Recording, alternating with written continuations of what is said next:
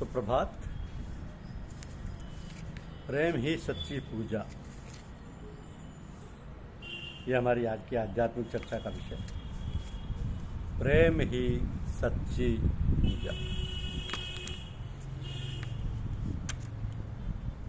महाराजा भोज प्राय संत महात्माओं का सत्संग करके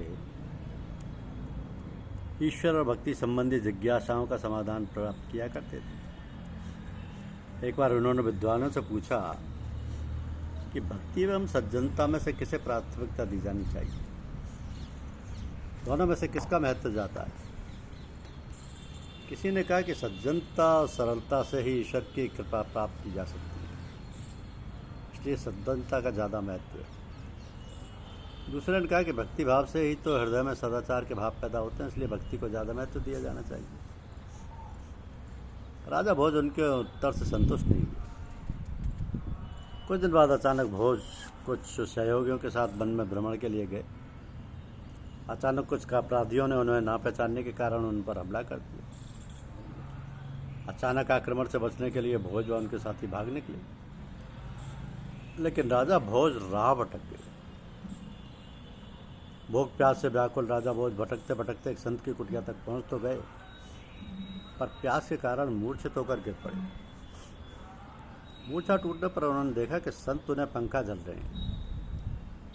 मूर्छा टूटते ही संत ने भोज को पानी पिलाया। महाराज भोज विस्मित होकर बोले, आप संत हैं, मैं यहाँ पहुँचा तो आप ध्यानमग्न थे।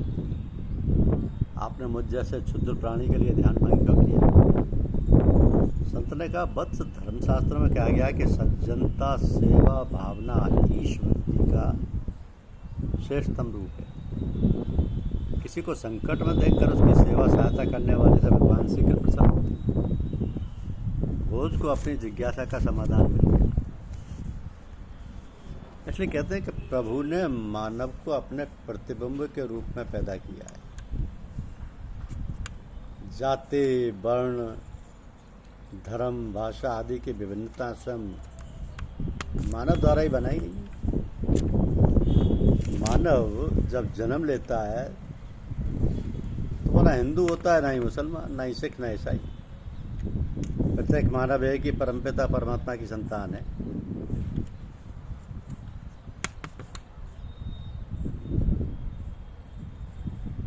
एक ही की संतान है। तो जैसे कहा भी गया है कि एक नूर है सबदे अंदर, नर है चाहे नारी, है ब्राह्मण क्षत्रिय वैश्य हरिजन,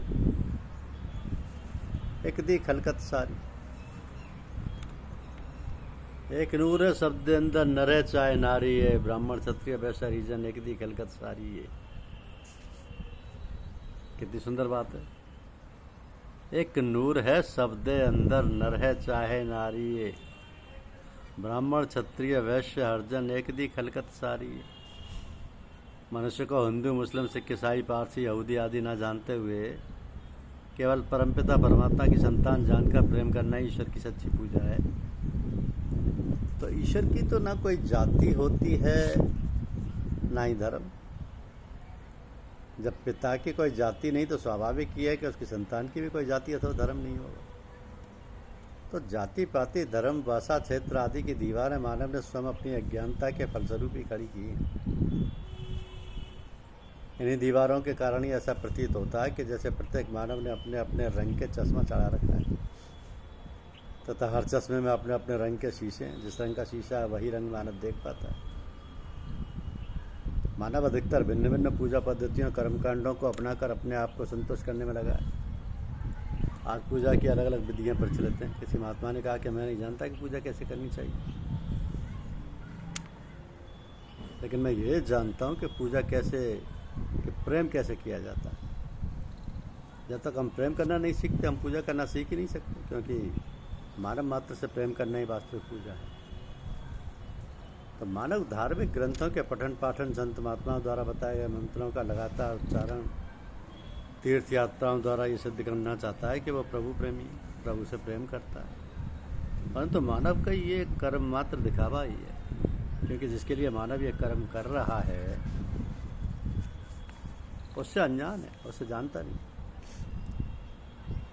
इन कर्मों द्वारा मानव का प्रभु के प्रति प्रेम सिद्ध नहीं होता। जिस प्रकार संतान से नफरत करते हुए उसके माता पिता से प्रेम नहीं किया जा सकता, इसी प्रकार मानव मात्र के प्रति घृणा की भावना रखते हुए ईश्वर से प्रेम नहीं हो सकता।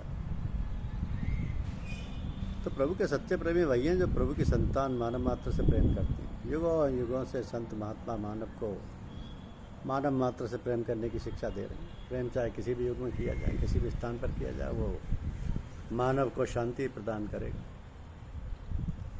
ऐसा कभी भी नहीं हुआ कि सतयुग में प्रेम ने मानव को शांति तथा चैन प्रदान किया हो। इसी तरह घृणा तथा हिंसा भी चाहे कभी भी की जाए, कहीं भी की जाए, पीड़ा ही देगी।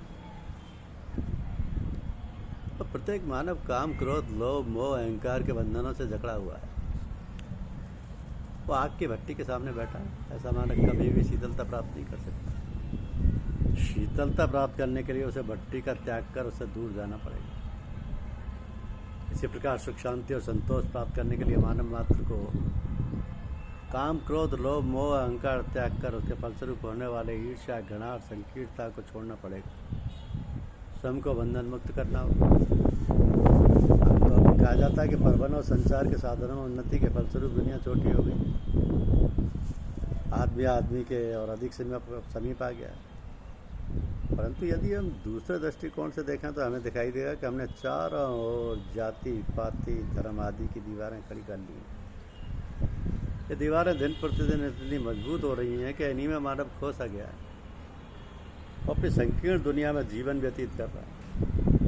गुरु, पीर, पैगंबर समय समय पर सत्य के ज्ञान द्वारा मानव मात्र को इन बंधनों से निजात प्रदान करने के लिए संसार में अवतरित होते आए। जब मानव ब्रह्म ज्ञान प्राप्त करके सत्य को जानकर उसे मन में बसा लेता है तो वह प्रेम की नगर पर स्वयं ही चलने लगता है और प्रत्येक वस्तु में ईश्वर को और ईश्वर में प्रत्येक वस्तु को पाता है।